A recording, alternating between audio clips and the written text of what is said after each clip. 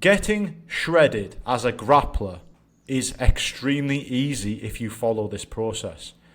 This is a little bit of a personal mission of mine over the past few months, and I just want to prove to myself, having Brazilian Jiu-Jitsu as a foundation, can I actually gain muscle mass, lose body fat, while rehabbing an LCL injury and a pec minor tear?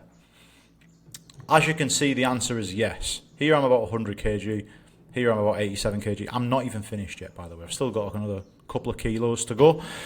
But there is a process that comes with that to make it as easy as possible. If you keep getting 4, 5 or 6 weeks into your weight loss missions and stumbling and crumbling and going back to square one, you're probably missing out a lot of this stuff. So it's important that you understand it deeply, because if you want to get shredded, absolutely fantastic. This will be one of the best videos you've ever seen in your life. However, this will completely change the way you think about weight loss in general, whether that's just losing a little bit of summer weight, whether that's losing a bit of weight after Christmas, whether that's losing weight before a competition. This video is as close to the gold standard as it could possibly get. And I can't wait to get into this. This is a massively passionate subject of mine and something that I go through with a lot of my clients that do want to lose a lot of weight, because I work with a lot of people that are injured. With an injury, typically, people tend to put on a lot of weight. However, more on that later on. As always, mindset we talk about first, actionable steps on the easiest way you can do this for yourself, which is what you came for. So the first mindset is probably the most important. It's you have to be willing to cruise to the finish line. For example, 1% of your body weight per week is a really good marker to go off. Too many people are in a rush, and because they're in a rush, they massively they do too much too soon, and they undercut their calories with too much aggression. What happens is a complete physical and psychological breakdown after a few weeks, and then you're left scratching your head with not a clue what happened.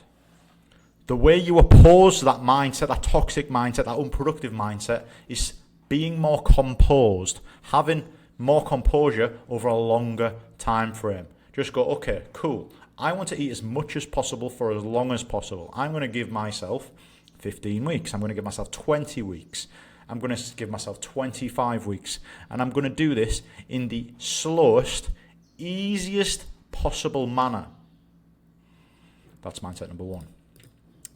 Mindset number two, you can gain muscle mass, lose body fat, and grapple lots all at the same time. People don't believe this is actually possible. People believe that you do a few weight sessions, it'll ruin how you grapple, you feel too stressed out for grappling.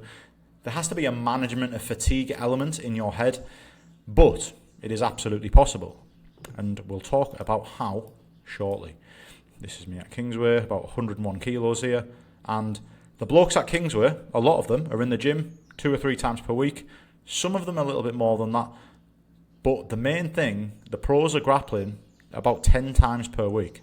And some of them, like Helena and every day, and a couple of times on the weekend as well. 12 sessions, and then the teaching as well. So then it's probably 16, 17, 18 sessions per week. And then there's lifting that comes on the top of that. So I'm just one example here, right, of people that are doing this type of stuff. However, they might not be doing it as well as we talk about on here. So it's important that everybody takes this away. It's absolute gold dust. Mindset number 3, when you don't lose weight, it is important that you increase output before you reduce food. Most people, when they hit a little bit of a plateau in their weight loss mission, the first thing and the only thing they will ever do, the only variable they'll ever change is reducing food. The moment you reduce food, you're going to likely reduce performance, both on and off the mats.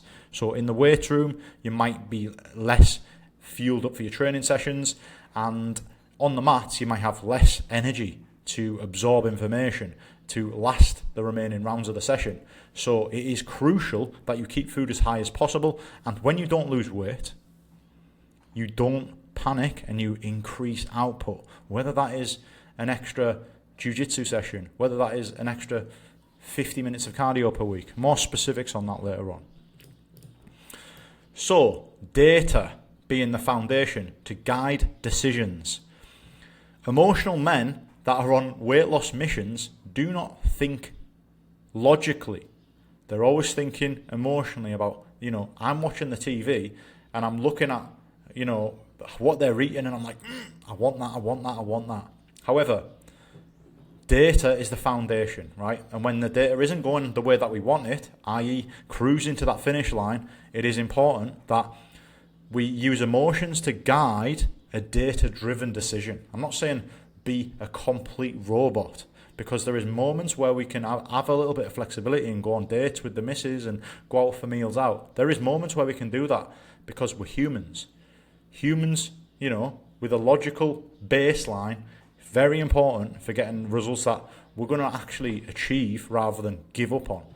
So you need to know your current weight, preferably weigh yourself in the morning, and you need to know your body fat percentage. With body fat percentage, you don't need to do any crazy calipers or any DECA scans or whatever they're called. Just look at yourself in the mirror, take a few photos, and compare yourself to a body fat percentage visual picture on the internet, and kind of just slot yourself in between them and be conservative. So if you look like a picture that's 24%, just err on the side of caution and say 25%. Do a calorie calculator and work out your maintenance calories based off how much output you're doing in the week, whether you've got a busy job, whether you're grappling lots, and whether you're lifting lots. So get your maintenance calories sorted out and then work out if you've got any injuries, because injuries will affect what you can and can't do. However, they will not affect your ability to do something that is going to massively accelerate your fat loss mission. For those of you that are new to the channel, welcome. My name's Paul Green and I run the Longevity Program, which is a program where I have people that want to strengthen their joints and improve their longevity in Brazilian Jiu-Jitsu. I get people of all different shapes and sizes because of the knock-on effect that injuries do have in their lives. Some of them want to gain weight, some of them want to lose weight, and some of them are just more than happy to get rid of their injuries, right? And as you can see, bunch of different injuries here, and all we work on is improving the capacity of the injured area. However, at the same time, we work on improving the capacity of all the rest of the joints so that they're just a more capable men. However, side missions that come up as a result of this increased confidence, when the knees injuries start to go away, when the shoulder injuries start to go away, they start to think, oh, fuck, this is amazing. They're grappling loads, they're losing a lot of weight. They're like, all right, let's go. Let's push this one step further. Let's get absolutely shredded. So some of these people, this bloke here is now nearly finishing in a couple of weeks. He'll be absolutely shredded in a few weeks, as will I. Or more so, we've got another bloke here who had an injury that will be shredded in the not so distant future. And he had multiple injuries. Fix the injuries, increase the capacity, and then we can do more and lose even more weight. It's absolutely great. Anyway, the baseline data for me, as I've briefly mentioned before, was 100 kg, 28% body fat. Maintenance calories is 2,800. However, I'm not going to maintain 100 kg when I've let myself get into this position here. So, meal plan on day one was about 2,600 calories. I remember it off by heart. It was a great meal plan. I absolutely loved it. I could probably show you it in a sec. No, I'm not going to show you that. I'm going to show you one that I actually make. And then the goal is 1% weight loss per week, right? So the meal plan was, it was started off 200 grams of ground beef, lean, and 5 eggs was meal number one. Meal number two was 100 grams of oats, an apple, 50 grams of raisins, 150 grams of blueberries. Was that it? I think that was it. That was pre-gym meal, by the way, so high amount of carbs. And one on that, when I was training jiu-jitsu, Kingsway sessions, 12:30 noon they were, right? I would get up in the morning, work, I would drink loads of water, drink loads of coffee, I would rock up at Kingsway and I'd be like, you know what, this is pretty chilled. And I wouldn't go crazy on the session, right? Some of the sessions are obviously going to be intense, but I wouldn't go crazy on the sessions because I want to think about calories burned without the risk of increasing my appetite unnecessarily. So what I did is I got home after that session, 2:30 finish, probably talking 3:30, and I'd have my beef and eggs, 200 grams of ground beef, 5 eggs, and then I'd have my oats, and in basically my first meal ended up being about 3:30. Anyway, I'm going off on a tangent, but the point I'm making is that I had the meal plan because I have a coach as well. I had a meal plan, stuck to the meal plan, and you slot the meals in the best possible way that suits your schedule. So sometimes I was doing a double barrel session, so I'd do a jiu-jitsu and I'd do weights on an evening. So I have to basically think, well, what do I actually need more energy for? So if jiu-jitsu is a gentle art and it's problem solving, then surely I can just run off water and coffee, right? And then I can prioritize carbohydrates around my weightlifting session. I know this is probably a little bit too in detail. If it's too in depth, if it's too crazy, mention in the comments, because I need to get right, so learn as much as possible. But if you want me to expand on anything that I'm saying as well, just absolutely let me know, because I can do that. I can do a separate video. Okay, so we've got the baseline data, right? There's the baseline data. My body fat percentage, my current weight, my current meals that my current calories that I will eat every single day. That gets made into a meal plan. A meal plan which I absolutely love eating. Every single meal I cannot wait to eat. Beef and eggs on a morning, bowls of oats, beef and rice on a night, veg, like acai, blueberries, unbelievable. Like food that makes me feel great. Because if you eat food that doesn't make you feel great, you're not going to stick to it. So you need to have food that you fucking love. It sounds daft, but it's so easily overlooked, right? Before we even start, we have to look at ourselves in the mirror, right? This man here, what character traits do I need? So the character I was there was somebody that was just winging it. I was like, you know what? I was prioritizing my online coaching, prioritizing the business, and my personal standards just went. And that often happens as coaches. You often cope because you're like, well, I get a lot of a fix. I get a lot of hormones from developing other people, and what happens is you just lose focus on yourself. So you need to refocus back on yourself and reprioritize yourself again, because the byproduct of doing this right, everything else improves. Everything else improves, right? So I have to ask myself, what character traits do I need to have to become this man here? This bloke here was having Austin, Texas, smoked meats whenever he wanted. He was having meals out whenever he wanted. There was just no discipline whatsoever. I would literally eat. It was honestly, before this I was in Panama and I was eating. It got to the point, and you're probably in the same sort of situations yourselves, when like one meal doesn't satiate you. I was having 2 meals. It was like lunch. When I was hungry, I would have 2 meals. It gets ridiculous because your body becomes ineffective at utilizing carbohydrates as energy. So it's not getting satiated. It's just poor. The digestive system is just lousy. So you need to eat more to get the same sort of satisfaction. Anyway, character, very important, because you can follow a plan and you can get great results. However, the moment the plan doesn't go as you want it, the character will get you to stay on track. So you have to look at, what character traits do I need to be shredded? Right? That's what I have to ask myself. What do I need to do every day in order to be shredded? How do I need to handle adversity? I.e., the missus constantly asking me if I want some cake, if I want some pizza, if I want this, if I want that, and I've got all my meals prepared. She's still asking me. She knows what the answer is going to be. How am I going to handle that? How am I going to handle it when it comes to a weekend and she's like, oh, we're not going out, we're not doing anything?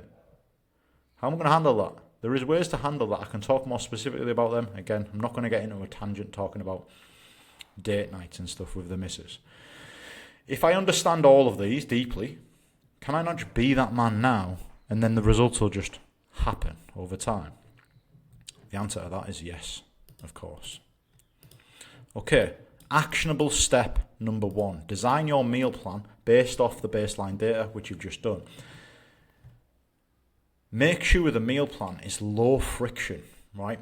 Make sure the meal plan is foods in which you enjoy, because if you enjoy them, you will eat them every single day.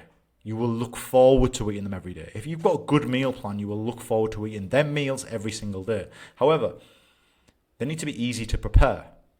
They need to be enjoyable, warm, hot, and they need to be also probably enjoyable cold as well for when you're on the move. Now, if you're designing your own meal plan with foods in which you enjoy, how possibly could you never want to stick to it and get the results that you want? It doesn't logically make sense that you couldn't stick to a meal plan in which you create. However, these endeavours are often not logical, are they, gentlemen? Enjoyable. Another one, easily digestible. So when you are choosing carbohydrates, are you going to choose carbohydrates that bloat you and make you fucking fart all day and make your shit horrible?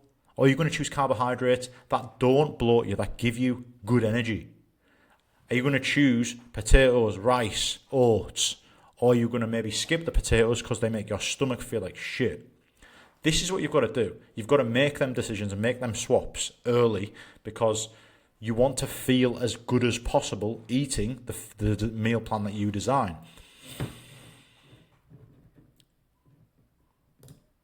Training. Design your training output. So non-negotiable weekly output. Lifting, 2 to 3 times per week.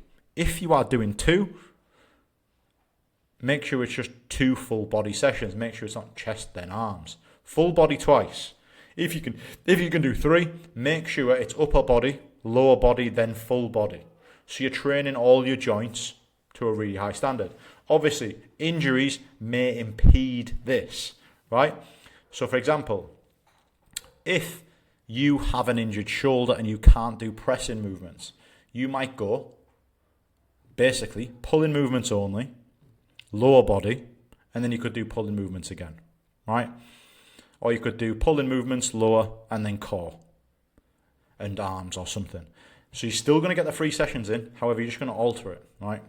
And if you have got injuries and you want to juggle all this yourself and you're actually excited by what I'm saying, and you want to jump on the longevity program where I literally design all of this for you and walk you through the whole process and support you throughout, then the link is in the description, because that's exactly what we do. Like, it's fucking unbelievable what we do. I don't know anybody else that offers this level of detail and this level of support. However, let's get cracking. Have I missed anything? Okay, Brazilian Jiu-Jitsu. Weekly total minutes. And also steps, daily average. Why this is important is it's just an extra layer of calorie burning, right? So your Brazilian Jiu-Jitsu is a non-negotiable, right? And this could be something simple like 2 sessions per week. 2 sessions per week will typically be about 2 hours of cardio, right? Obviously, a 2-hour session is 2 hours times 2, 4 hours. But if we have Brazilian Jiu-Jitsu as a form of cardio, a calorie burning catalyst, it's such a useful tool to use, because I've been periods of my life, a couple of months, where I haven't had Brazilian Jiu-Jitsu. I haven't had a good Brazilian Jiu-Jitsu gym local to me. So I've been sat on a machine for 50 minutes a day. And then there's people that do Jiu-Jitsu that are like complaining that they can't lose fat. I'm like, mate, come on. You're literally doing the most enjoyable form of cardio. There's no excuses. However, you need to design your output. So what I would say is err on the side of caution with this. So again, if you're doing 2 to 3 lifting sessions, make sure you're doing 2 to 3 BJJ sessions. Get the plan to work, feel the results, and then you can always add another session in. Steps, daily average, right? 8,000 steps if you weigh 100 kg is about 350 calories, and it doesn't increase your appetite. Brazilian Jiu-Jitsu, when done properly, doesn't increase your appetite.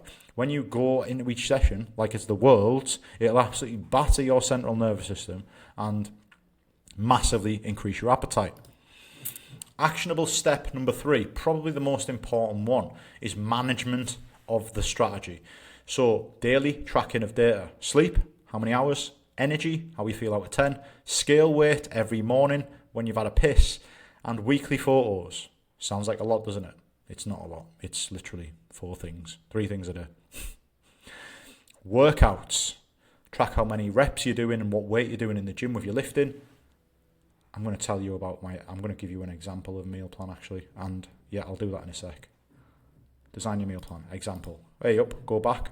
So I've got an example meal plan for you. Don't know where it's gone. Put it on pause.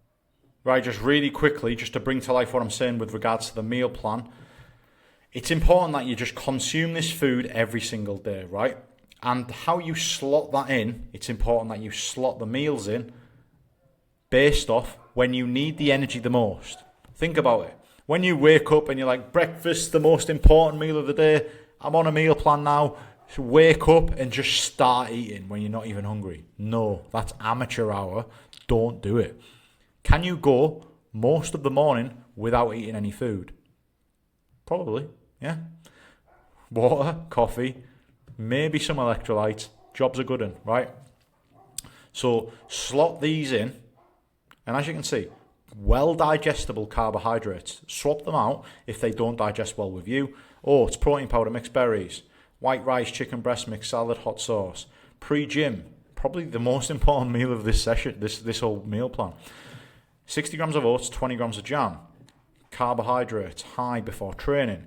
Post-gym, protein powder, bottled water, banana. Meal 3, pasta sauce, pasta dry. Lean ground beef, that's the lean, 10% isn't really lean, but you never mind. 700 calories, mixed veg, happy days. And then yogurt on a night. Lots of food. High food, high performance, right? As you can see, you can probably put this in a box, put this in a Tupperware, put this in a Tupperware. You can take it anywhere you want. Very easy to prepare, very easy to stick to, enjoyable meals. And another thing I always say with my meal plans, you have the flexibility to change the carb, veg and salad or protein choice as long as you adhere to the portion sizes. Yes, you have to weigh your food. You basically prepare your meals on a set of scales. Or you've got your pan. Okay, 100 grams of oats, pour it in. Protein powder, pour it in. Berries, pour it in. It's literally so easy. An example workout plan for you is upper body, lower body, full body. If you're doing the 2-day split, just repeat the full body or change it slightly. Big exercises to start things off. Big prime movers. Flat dumbbell chest press, pec fly machine, incline chest press machine, lat pull down, wide arm horizontal row, and narrow row machine. Just make sure you're absolutely destroying yourself on these workouts. Make sure that you are warmed up before every exercise, and make sure every time you are doing these movements that you are doing it to a really high intensity. And make sure that intensity is from heavy weight lifted as well. Leg extension machine, this is lower body. Hamstring curl machine, deep Smith machine back squat, takes flexibility out of the equation, still get a full really good knee bend. Leg press machine, dumbbell RDL, and then you've got full body. RDL Smith machine, barbell glute bridge, pec fly machine, chest dips, chin up, dumbbell row, chest assisted, dumbbell lateral raise, decline leg raise. 3-day split, in and out the gym, bosh, no faffing. 10 minutes, 10 minutes, 10 minutes, 10 minutes, 10 minutes, that's 60-minute session. 10 minutes, 50-minute session. This one is a little bit longer. 10, 10, 10, 10, 10, 10. 1 hour 20 for the full body. No excuses. Get rid of that. Showing you the meal plan, showing you the training plan. However, build your own with your own preferences. Please excuse the no light in here. 1 sec, I'll sort that out. Right, a little bit better now. We have all of this sorted. Meal plan. You've got a template, however, definitely swap to your preferences. They are my preferences. However, I currently run beef twice because I fucking love beef. Management of the strategy. We've already touched on that. It's important that you're tracking the data because when the emotions start to come into the equation, we can always fall back on the data and have a quick look. Are we improving our lifting? If we're improving our lifting, we are improving our muscle mass. Are we losing weight? If we are losing weight, cool. Are we cruising to the finish line that 1% per week? Emotions happen. Again, so important that we have the data to fall back on. If we don't, we're just guessing. Hopefully that makes sense. Actionable step number 4, the right change at the right time. This is what I'm talking about. If weight doesn't go down by 1%, you can actually make an argument for check your photos as well. So weekly photos, double check your photos. If you don't look any better, then add cardio. So just add another jiu-jitsu session or add another 20 minutes on the bike every day. If the weight doesn't go down again, add more cardio. So what I do with the lads on the program is I give them I basically say daily average 20 minutes, which over the week is 140 minutes to start off with, which is just over 2 hours. It's laughable because you all do that probably most days in jiu-jitsu. So you just, in that case, you would start the plan, probably 2 sessions jiu-jitsu, right? Next one, add another jiu-jitsu session. So now you're on 3 sessions of jiu-jitsu. If you want to swap out jiu-jitsu or you want to continue to do a lot of jiu-jitsu, you're just going to lose a lot of weight faster at the start. However, if you're sticking to the 1% cruise into the finish line, we don't actually want to do that if we want to do this properly and nice and steadily. So, if the weight doesn't go down again by 1%, add steps. Hopefully you appreciate that I haven't even reduced food. Think about how long this process is actually going to take, right? First few weeks, you're going to lose weight, right? Simple as that. Most plans, you're going to lose weight. For the first, let's say 3 weeks. Doesn't go down after week 3. Add cardio. Then it'll still go down for another couple of weeks. There's 5 weeks in. Add some more cardio. You're going to get another 2-3 weeks out of that. Now we're on about 6 or 7 weeks. If weight doesn't go down again, probably going to get another week and a half, 2 weeks. We're on 9 weeks on the plan here, and we haven't even reduced food once. So the right change at the right time, and more importantly, if the weight continues to go down by 1%, don't make a change. Don't get excited. This is number 5. If it's working, don't change it. If you're losing weight at a steady rate and eating like an absolute king, don't push harder and get excited to get faster results. Just let your body do its thing and absolutely rinse the life out of the current plan, and then you know the next change. Definitely have one eye on what change you're going to do. So it'll be like, right, okay, my weight is starting to fade off that 1% mark. If it goes under the 1% mark, double check your photos, and then just go, okay, cool. The next change is going to be simply to add 1 more jiu-jitsu session per week. It sounds simple because it's simple. There is no excuses, grapplers, to be doing this wrong. Increase output before reducing input. Actionable step number 5. Aspire to have perfect technique in the weight room just as much as you do on the mats. Because if you do, and you actually pride yourself in how you lift, you are going to get more muscle built and more strength built from every repetition that you do lifting weights. Tempo. Make sure you have good control over each repetition. Good control equals better strength gained at the end ranges, which is going to start developing our joint strength and our joint resilience. Intensity. Train to failure to maximize strength and muscle mass gains. Intent. Have the psychological intent to increase your strength level every single week.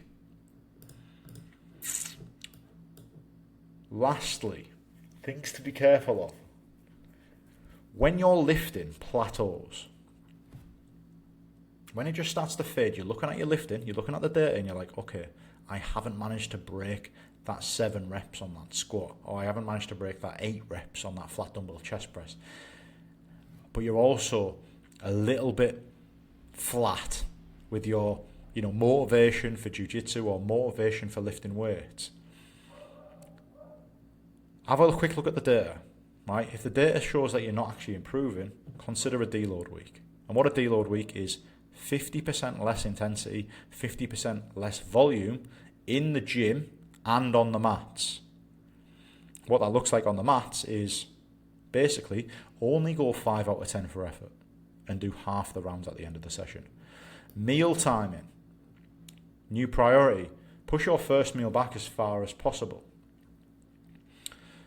priority meal being your pre-gym meal, and make sure that you're having lots of carbohydrates around your training session. If the meal is far away from your training session, it's not actually that important. So the food that you eat well away from your training sessions should be very slow in digesting. So high protein, high fat, fibrous vegetables and stuff like that. Another thing to be careful of, hard rounds massively increase your appetite. So composure is required on the mats, which is fine because you're going to learn more if you're more composed. Eating too early in the morning will leave you no food on an evening. I now have my first meal when I'm absolutely starving. It depends, to be honest. It's mid-afternoon onwards. Gentlemen, that's it from me. The longevity program. If you fancy it, links in the description. Doesn't matter if you're injured, injury prone or injury free. We get blokes through an absolutely epic program. Whether recomposition is a side mission or whether it's a priority mission. But I don't care if you're injured. I don't care if you're not injured. Blokes come to me with the fucking right attitude. We're going to get some serious work done. If you're interested in working with me on a one-on-one basis, as I say, links in the description. If not, I'll see you tomorrow.